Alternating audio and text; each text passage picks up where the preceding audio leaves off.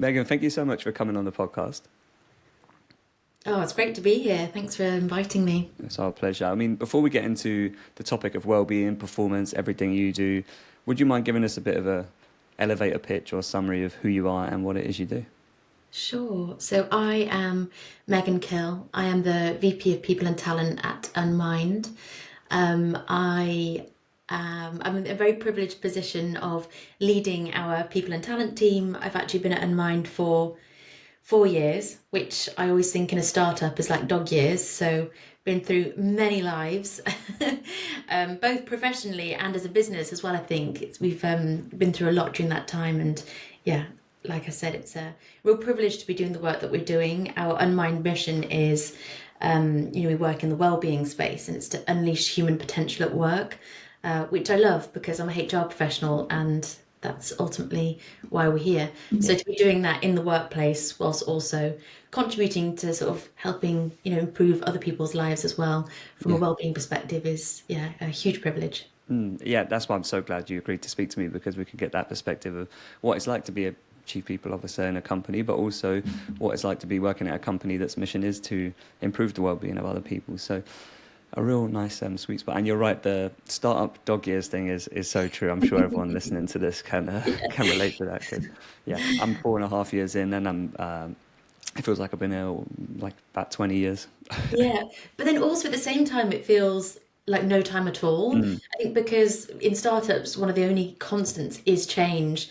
I honestly feel like I learn something new every day. yeah, So I think, yeah, that's why I love startups. yeah. So No, me big too. I think opportunity I've from a growth perspective every day. So yeah, yeah. always feels fresh.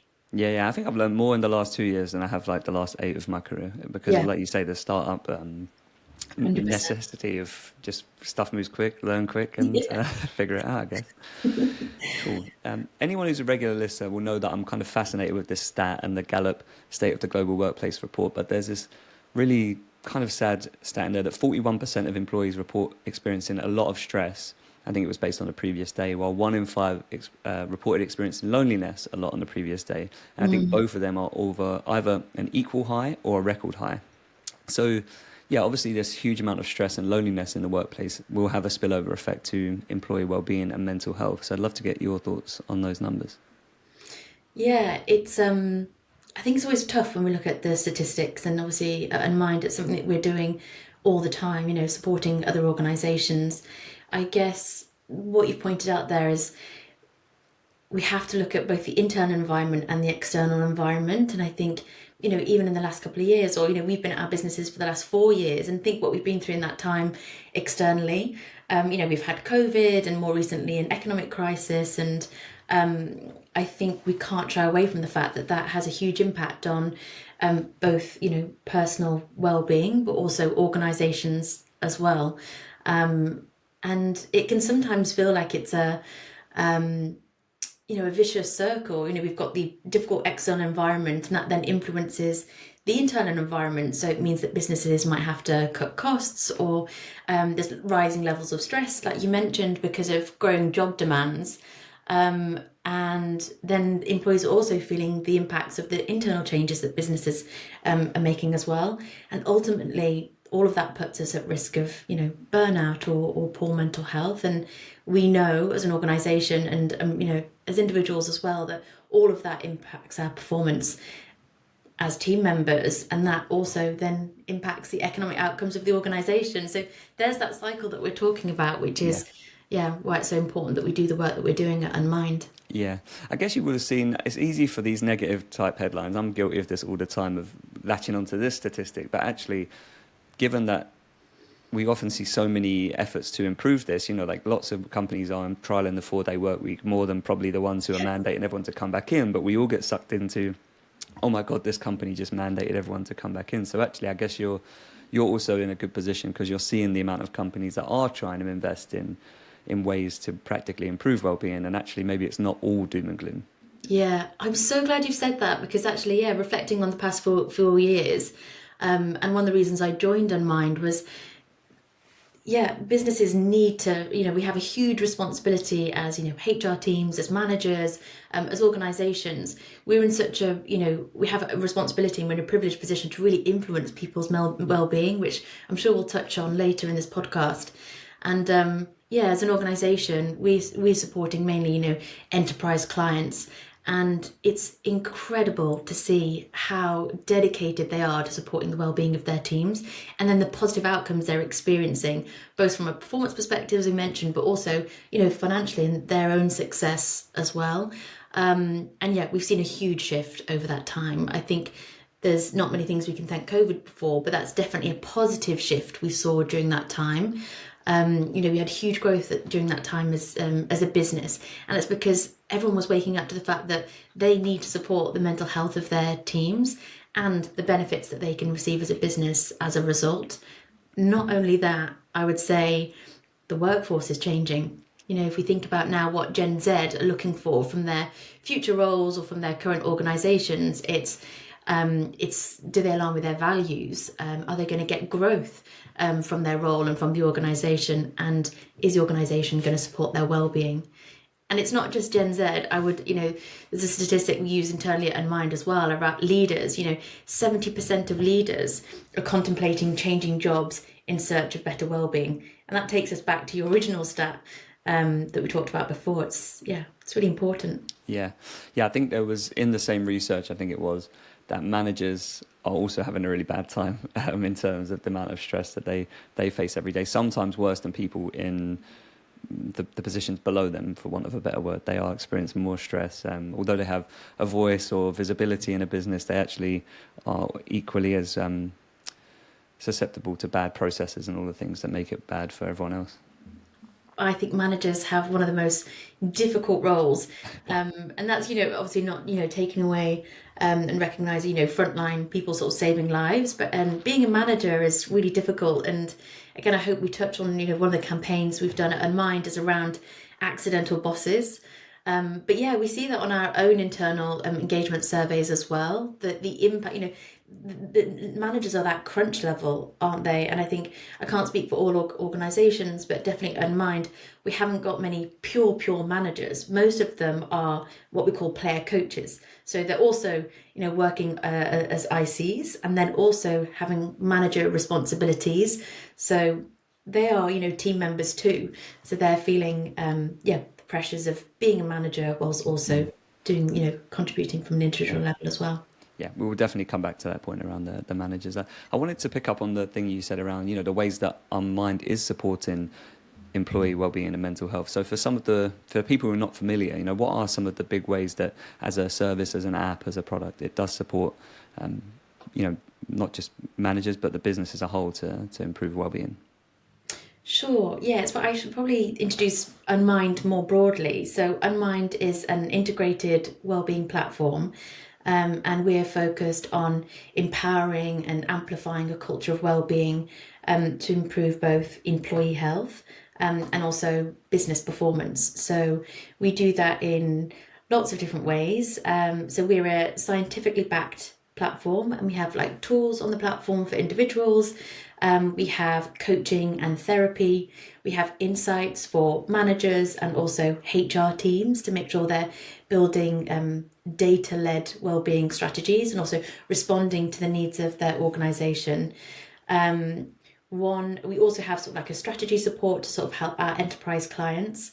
One of the latest evolutions of our platform, which is really exciting, is our AI coach. And that's really designed to empower and support employees and managers 24/7. So it's so much more than just a chatbot. It's really quite a revolutionary way to deliver sort of safe, confidential and accessible on-demand professional support. AI, I'm going to admit, is something that's very new to me, but I've been really sort of pushing myself to use Nova, which is our sort of AI coach, and it's really phenomenal the impact that can have. And Unmind, we talk a lot about making wellbeing support accessible to everyone, which is sort of part of our broader vision. And the AI coach is something that's really helping us do that. It's like having someone in your pocket, I guess, that you can talk to at any point in time. Yeah. Do you think people are open to that? Because obviously, managers have a huge bearing on people, that as we'll get to, and it's not always positive. So is it the self-service element, even before, I guess, you introduce the AI angle, which means you can not only just access resources, but you can access that idea of coaching? Do you think it's that ability for people to do it anonymously without having to actually speak to their manager, for example, to flag these things or get help? Do you think that is part of why it's kind of been adopted or successful? Yeah, for sure. I think there are lots that, there's been lots of sort of like positive shifts in the mental well-being space. There's now a language around mental ill health that and mental health generally, that we just didn't have before.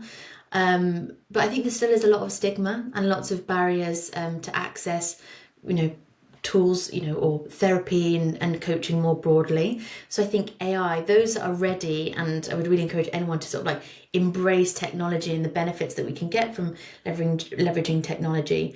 It just makes it much more accessible. And as I mentioned, it's there 24/7. So we haven't got to wait for, an appointment or to speak to our manager or anybody else. It's there in our pocket, ready to access. So I think there and also from a cost perspective, not everyone can afford therapy or has access to different tools. So I think it's a great thing we should leverage. Yeah. I want to pick up on the data backed point that you mentioned, because obviously a lot of people listening to this will be in that side of being in a HR team, a people team, or an L&D team. And I think data, or being guided by data, is often quite a challenge around a lot of issues for L&D teams. But I'd imagine it's really quite difficult as well especially around topics like employee feedback, employee mental health, employee well-being. So how are companies that use Unmind using that data, and what kind of data is it they're using to then go and make those good decisions?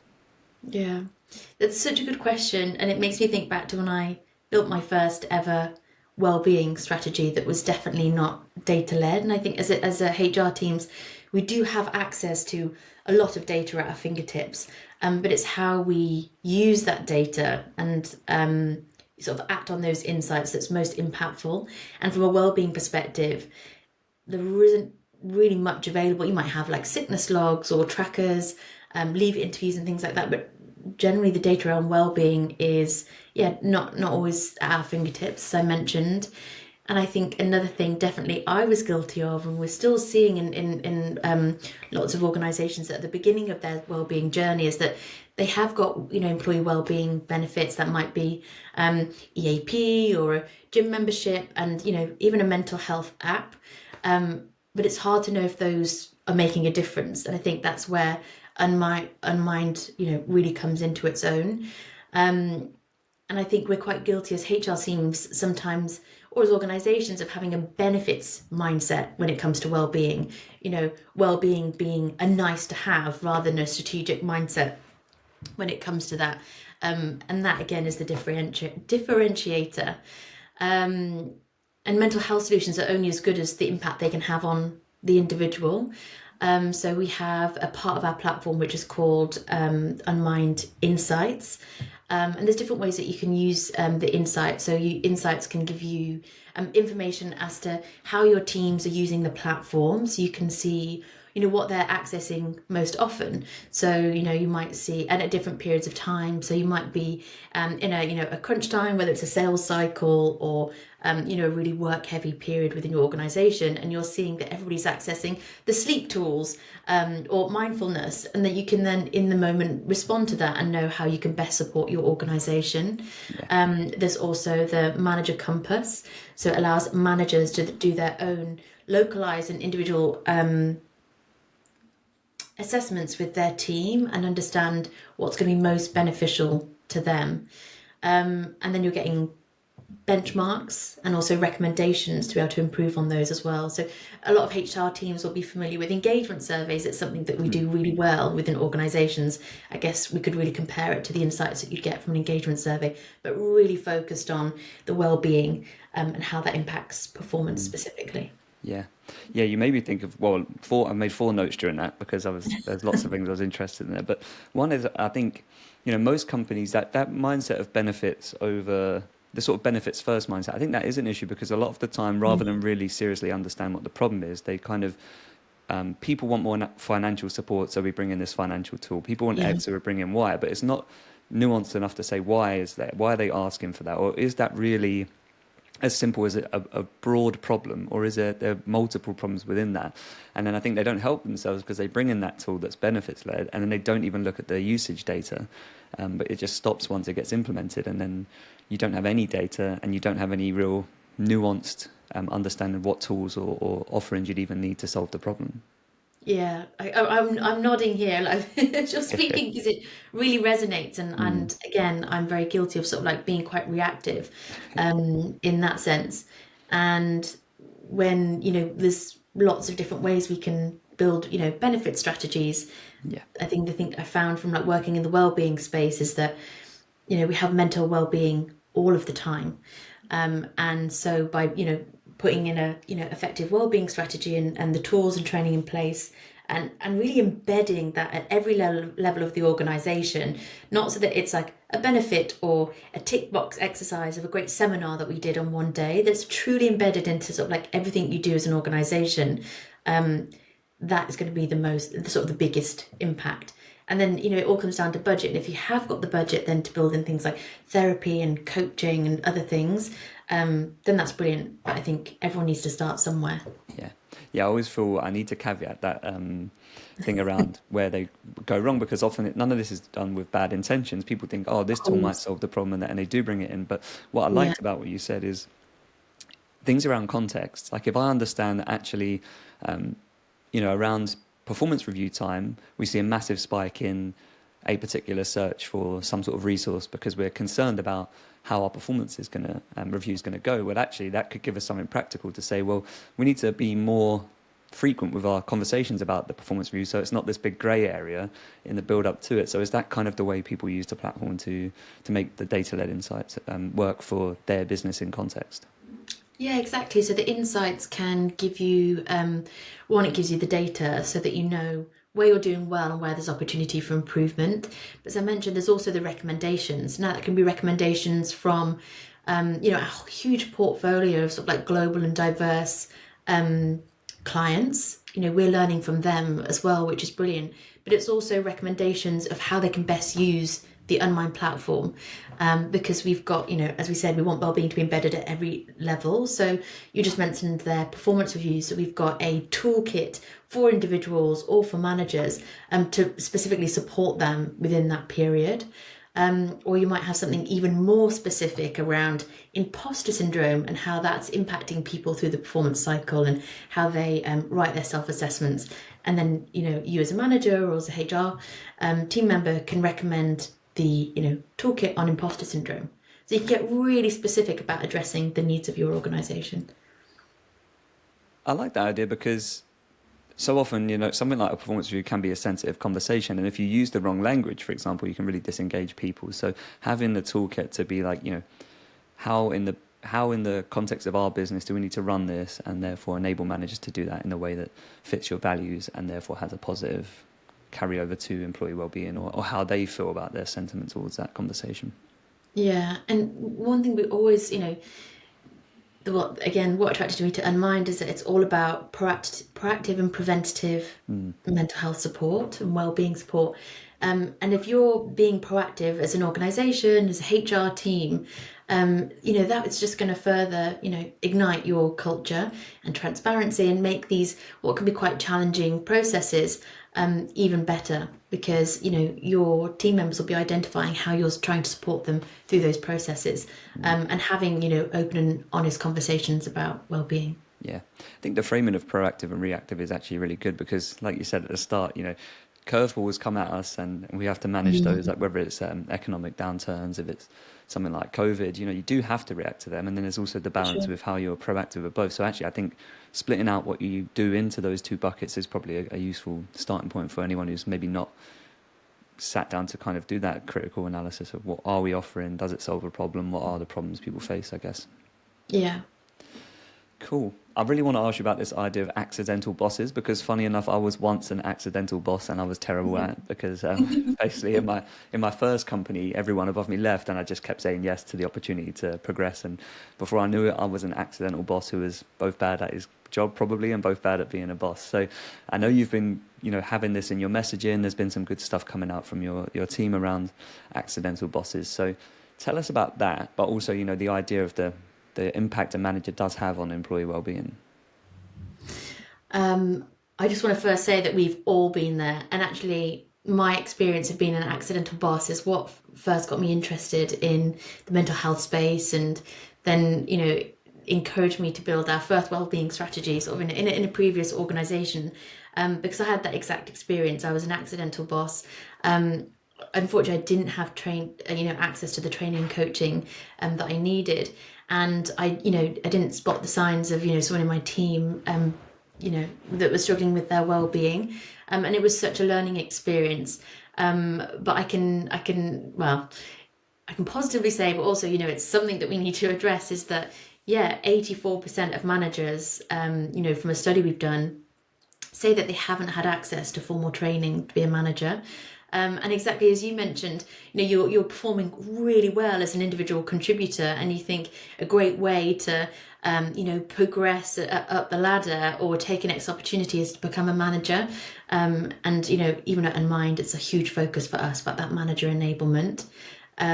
One statistic that I think is really interesting from a recent study that we did is that managers have a bigger impact on their team's mental health than their doctors or therapists, and just as much as their partners. And that specific percentage is 70%. It's huge. That really took my breath away when I first saw that statistic. And I knew the importance of managers and how influential we are, and the privileged role we play in, as we mentioned before, that responsibility to, and duty of care to support our team's well-being. But I didn't, honestly realise it was that significant. Well, when you take the two together. Sorry again, sorry? So when you take the two together, like 80% of managers are saying they didn't have, or 82%, 85% having no access to the real resources they need, and yet 70% saying that the relationship a manager has is as vital as those other people in your life. It's the people with huge benefit are not bearing on what we do or how we perform, and not being enabled to help us do it to the best of our ability. Yeah, exactly. And it's what we're calling it Unmind, the leadership gap.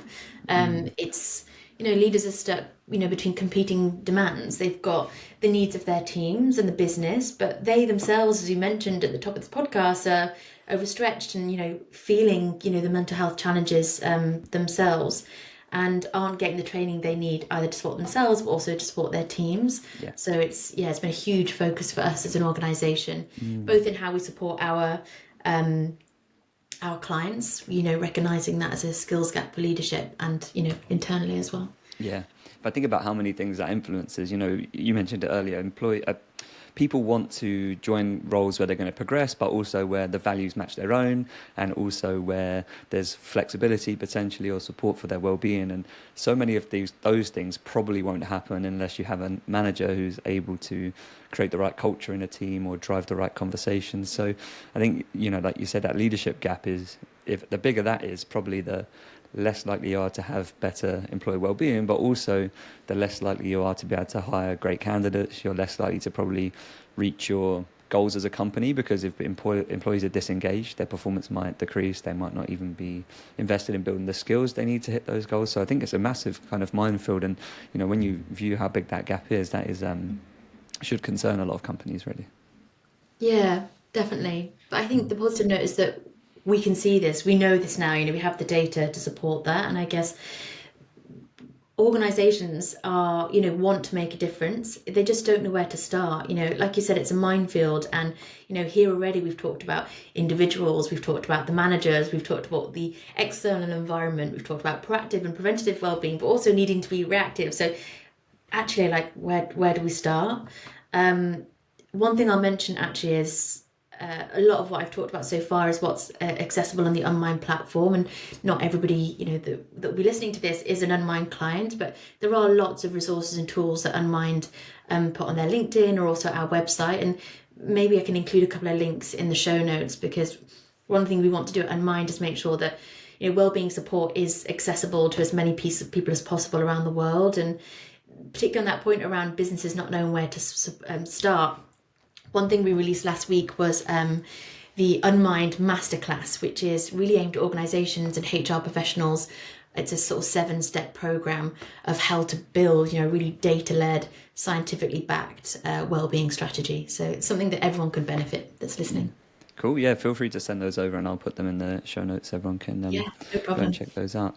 You mentioned before when you said about becoming an accidental boss, you couldn't spot the signs that people in your team were potentially struggling with their mental health. I think this is also, not knowing where to start is also not knowing maybe what signals to look out for when someone is struggling. So what are some of those things managers and HR and L&D people can keep an eye on to spot when people aren't necessarily at their best from a wellbeing perspective?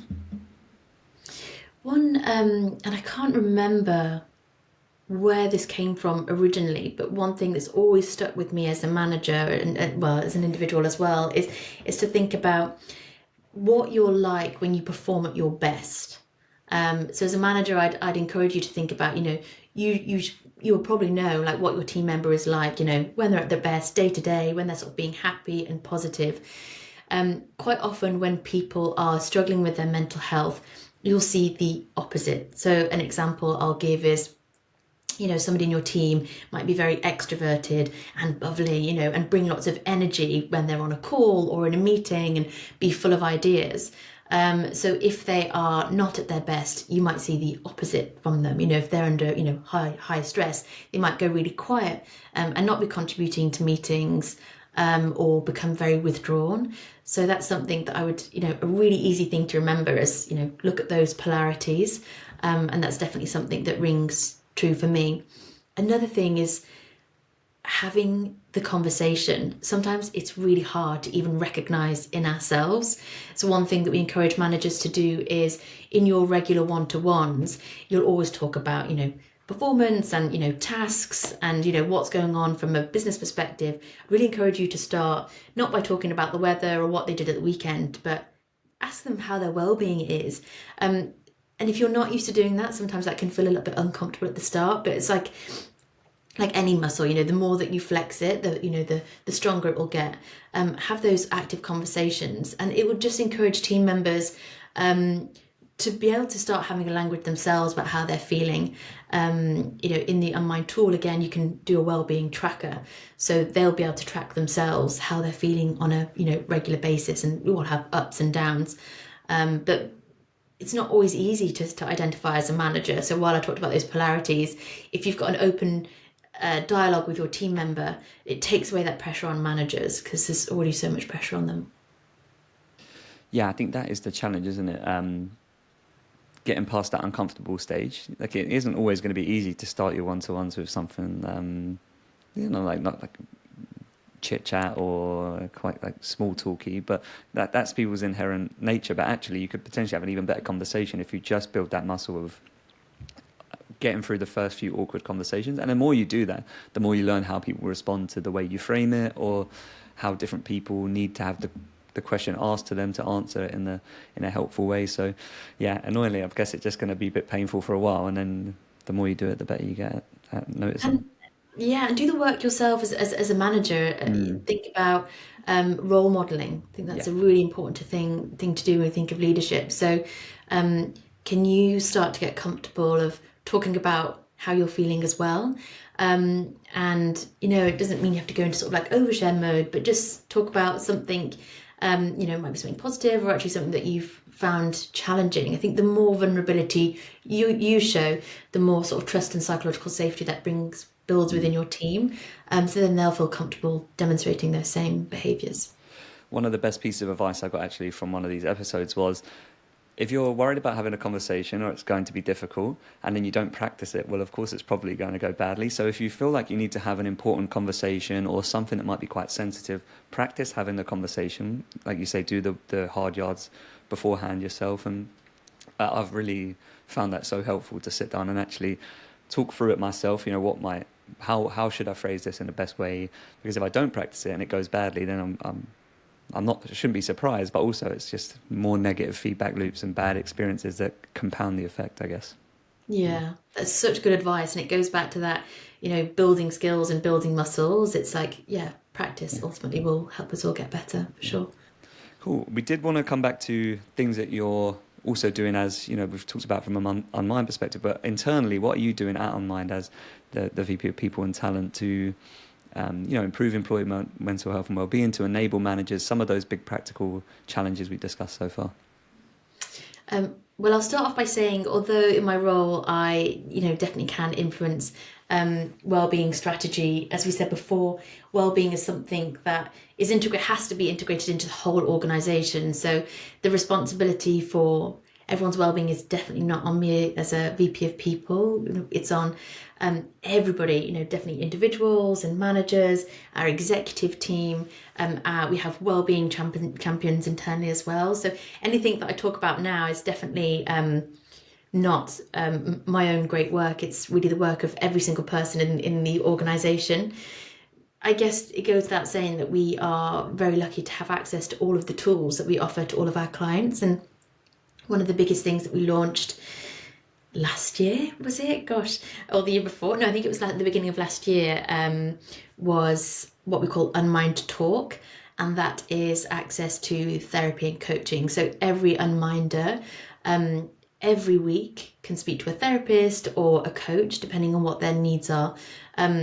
And we recognise what a privilege that is, because it's definitely not something that's accessible, particularly from a cost perspective, to every organisation or every individual. So that has had a huge impact, both internally and for all of our clients that have signed up to Unmind Talk. As I mentioned, we have Wellbeing champions. So they are integrated to all corners of the organisation, and they're responsible for feeding back on the wellbeing of their teams, coming up with ideas and how to support the well-being of everybody internally. They act as sort of safeguardings of our culture, but also our well-being. So one thing we do, we mentioned before how important data is. So also we use the data and insights within the Unmind platform. But we also have well-being as one of our sort of strategic KPIs. So it's part of our OKIs. And even I thought this was a little bit too radical when we implemented it originally, but we actually measure the impact that that working at Unmind has on people's well-being. So the specific question we use for anyone that's interested in doing it as well is, working at Unmind has a net positive impact on my well-being. So it's not just that I am well at work because I'm, having access to therapy or using the tools that's been provided. It's thinking about how Unmind as a workplace is impacting on the well-being. I think our last score was 77%, so something that we're really proud of, that we're seeing a positive impact of the work, but also room for improvement. There's definitely stuff that we need to do as an organisation that we'll continue to focus on, but having access to that data, let's know where we're doing well and where we can make a difference, for sure. That's really interesting. I mean, there's two things there. One, I guess making it an OKR it becomes a SMART objective, for want of the cliched kind of way of phrasing it, but it's something you can really measure then, and you can, to the point of being data-led, you can say, well, we did X, Y, and Z, and has it had a positive impact on that overall score, and what feedback is coming in areas people still want to improve, and then you can create that cycle of being more data-led around your own OKRs around well-being, which is, I don't think many companies have it baked into their goals necessarily. Not yet. No, not yet. Yeah. But let's see. Hopefully, we'll see more of that, because it goes back to that cycle. Lots of business objectives and OKRs might be financially driven, or around sales targets or client targets. Really, none of that is possible unless we're supporting the well-being of our team. And we've talked a lot about the impact of well-being and performance, and then the financial results, the ROI as we call it. So unless you're focusing on well-being, really you're probably not going to see. I mean, you may see some financial results, but really to sort of as a force multiplier, really encourage anyone to focus on well-being and performance. And it's definitely something that we've experienced as a team, and we have to be our own best case study, right? You've got to walk the talk as well internally. You will struggle to get the buy-in unless you are a good sort of, like you said, case study for yourself. What's so fascinating is I had a really interesting conversation about behaviour change in companies, where the guy made a really similar point to the one you've just made there. They have KBIs, key behaviour indicators, because they believe that everything that happens downstream of behaviours. So for example, his example to me was, if we just measure the number of deals closed by a sales team, we don't really have enough context. But if we say what are the things, the behaviors that allow that to happen? So it would be number of outbound calls, for example. That's a behavior that you can control. Or even things like how long are you spending listening on a call versus how long are you spending talking? Like that's a behavior, and the result that you want is kind of downstream of that behavior. And to your point, the culture, the well-being, the mental health of your employees, the high performance is also kind of downstream of that. So that's a kind of forward-looking metric, it was his point, whereas normally a backwards-looking metric would be, did we hit this target? So I found that really interesting, the parallel between those two things. I love that. I'm going to take it one step further because we have an internal book club, myself and a few of the executive team. And the last book that we read was called The Outward Mindset, and it's a really short read. Again, I recommend everyone should read it. It's really thought-provoking and based on lots of different case studies. So it's theoretical, but we can really put it into practice or see how it's put into practice. So one thing that they really focus on is not just about behavior change, which is so important, but it's mindset change. And if it made me reflect on things I've tried to implement, whether it's sort of like HR tool or a new process. I've really focused on changing the behavior, but really first I've got to start with how do we change the mindset? And it goes back to our point of, whether it's a wellbeing strategy or performance, whatever we're trying to address has to be integrated at every level of the organization, has to be part of our culture. And we can't just identify behavior, want to change and change it. It has to be that mindset change first, which will then drive the behavior, which will then drive the results. Yeah. Well, what's nice is, that came across in this conversation because it really feels like the examples you gave of what you're doing, you're adopting that mindset of facilitation. So you have the wellbeing champion. So like you say, it's not all just for you, but also then it's not all just on the manager either, because it's other people within the team. And it sounds like that is really enabling you to embed that in the day-to-day, because it's not just one person's action or one person's behaviors, it's the shared behaviors, because you're kind of facilitating that in the company. Yeah, thank you. I hope so. Yeah. Perfect. Well, look, that is pretty much everything I wanted to ask you about the kind of approach outward, but also inward at the company. So I really appreciate you giving me all that time. And I'm going to put the links to that book, The Outward Mindset, and also all of the things that you said you would share with me in the description below. Oh, brilliant. Yeah, I'll send those over. Cool. Well, Megan, thank you so much. And if people want to connect with you as well, that will also be in the show notes below. Brilliant. Thank you so much, Gary. It's been a really interesting conversation, and hope it inspires somebody to make a little bit of change in their organisation.